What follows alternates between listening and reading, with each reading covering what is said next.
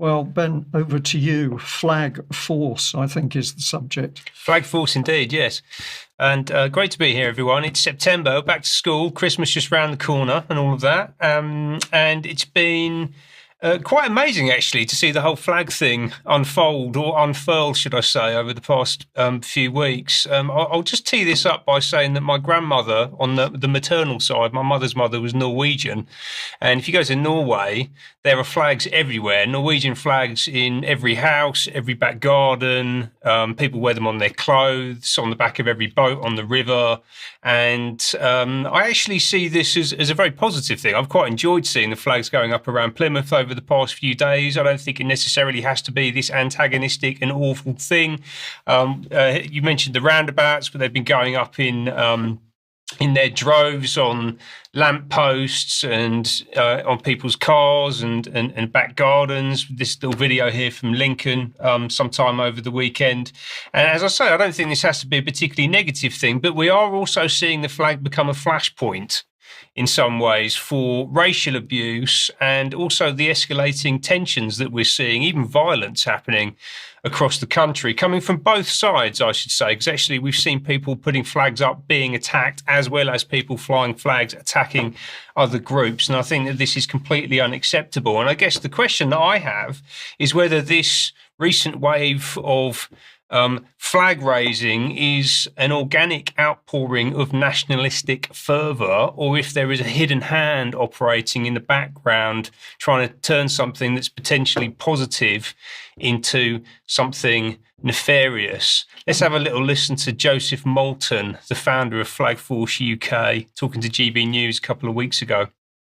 It was really kind of accidentally it's kind of blown up the way it has. A few weeks ago, a few friends of ours were kind of looking, seeing what's kind of going on in Birmingham and elsewhere. And we thought, displaying the flags of our local area. So we had the England flags and the Yorkshire flags. And we thought kind of spruce up the area a little bit. We just did one street, didn't think any more of it until around kind of 10 days ago, we saw on the local Facebook group that everybody loved it and people were asking for more. So we kind of said, well, we've got to be a bit of a mandate here. And it was kind of really bringing the community together in a way that we don't really see in York. It's fairly quiet in that sense. So we began putting more up. We had a lot of people reach out to us to get involved. And since then, alongside that, we've been doing litter picking, collections for the food bank, and really trying to turn it into a kind of grassroots community organisation that's taking a bit more responsibility in the local area, picking up from the failures of the council and also the national government.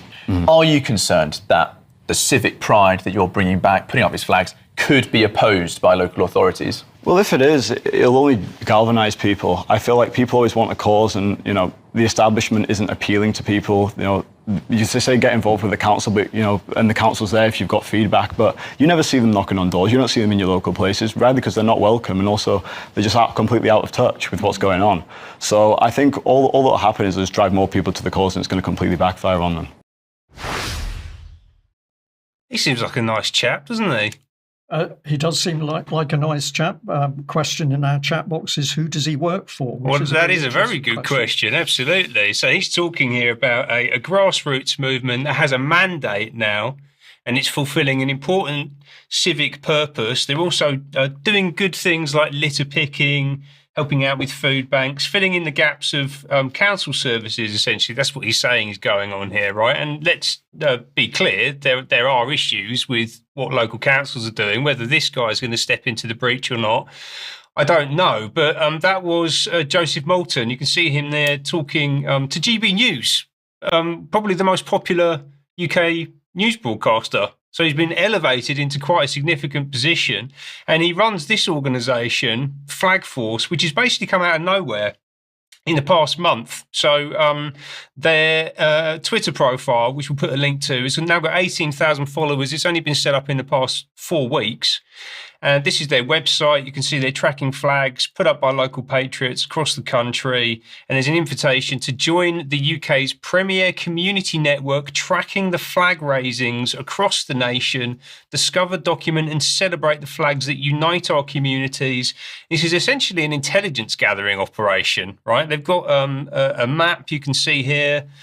Which I'm guessing this is a glitch because there's a flag over in Latvia. I'm not into, and a bunch in the North Sea as well. But anyway, they're all over the UK, from York, where he's based, to the Wirral, down in the left-hand side there, Shrewsbury, all over the country. And of course, Joseph Moulton is just a normal fella down the pub, worried about his country, putting up flags. And what this shows is that people are unhappy. But who is he? Where does he come from? Because if we actually look at him, his background, well, first of all, there's not a lot about him online. Yeah, he's actually very difficult to find out significant historical information about. If we go to his LinkedIn profile, we can see that he is a professional creating and providing tech solutions in emerging markets while also working to shape policy and decision-making, tech, defense, green economy, and supply chain. This is all a lot of ticks in the box. There, a lot of in Fourth Industrial Revolution stuff there, a lot of globalist stuff, to be honest with you. And let's have a little look at his picture. Blimey, that's a big weapon, isn't it? And I don't mean him in the foreground either. And then he's currently working in these two organisations. So this thing called Iberian Group, which is apparently a specialist firm providing tech solutions in defence, green economy and supply chain. Nothing on its website, very little about this organisation. And then the main one, which I found information out about, is this GeoCapita at the top there, which he's also the founder and editor of. And essentially, it says that he consults for several Fortune 500 companies and state actors in the defence and supply chain sectors, while also personally investing in the green economy and drone developments. So this is advanced warfare stuff. Absolutely, as you've just been talking about, Brian, the militarisation of the UK, this guy's sitting right in the mix of it.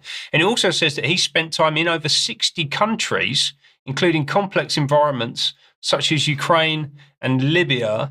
And these are the articles that he's publishing on the website. So he's looking at could we see the first nuclear armed resource war, talking about the rise of the Chinese Green Dragon. And Flag Force UK is actually currently promoting what amounts to the Ulsterisation of the country. So this is something that I just picked up from their social media this morning. Mural maxed Ulsterised near future Britain aesthetics. Yeah. Right, so they're promoting what amounts to sectarianism, multi-generational tribal conflicts overseen by a heavy-handed and fully militarised police state with extraordinary powers of surveillance and detention. I think that's what's been happening in Northern Ireland. For a long time. And this seems to be the direction of travel that this guy, this organisation who's been put front and centre as being involved in this, wants us to be heading in. And I think this is an extraordinarily dangerous direction for us to be going in. I will note, though, on a positive note, that our multi-ethnic brothers and sisters around the UK have got wise to this. And this is a post from a Birmingham Muslim Facebook group which came up over the weekend, which says, strong reminder to all brothers in this group, do not take down England flags. Do not fight with anyone putting up England flags. If anything, help them. If anything, put them up on Allen Rock Road, Stratford Road, etc. in Birmingham, as this will show unity among the working classes in the UK, white and brown. This is important. This is what we need. This is a great reaction. To carry on, it says this is an astroturfing campaign by Zionist think tanks, certainly a think tank. I don't know if he's a Zionist, but he's in the mix. That seems clear to me, who are unhappy with Palestine flags being flown in the UK. They're pushing for England flags to be hung up and waiting for the video which shows Asians fighting whites over the England flag. Do not fall for it. They want to create a race war using flags as the symbology to rally more racists. Remember, they are itching for a fight over flags to trigger the next riots, obviously leading into the big Zionist nationalist event organised by Tommy Robinson in London coming up on the 13th of September. So read between the lines on this one. Not necessarily a bad thing, but don't let this get dragged in the wrong direction. And I should just finish up by saying thank you to this X account, Get a Grip, Doc Russ Jackson, who did a great piece of research that I've borrowed from, which you should go and have a look at yourself. So yeah, more to come. Brilliant. Thank you for that, Ben. And of course, the key bit is that everybody should be proud of their national flag. Of course, many of us are not because of what's being done in the name of our country. But the base level, everybody should be proud. And of course, we go to other countries like the US or Norway, you've just mentioned, people are proud to other countries fly their national flag. Yeah. So something very, very devious is happening here. And it clearly seems to be to capture the mood around patriotism and then to use that as the catalyst to create trouble on the streets. And of course, if there's violence on the streets, then the state and all its brutal machinery is the only thing that wins. But I was fascinated there, Ben, that we're talking about that man seemingly pinned against what appears to be a big chunk of the military-industrial complex.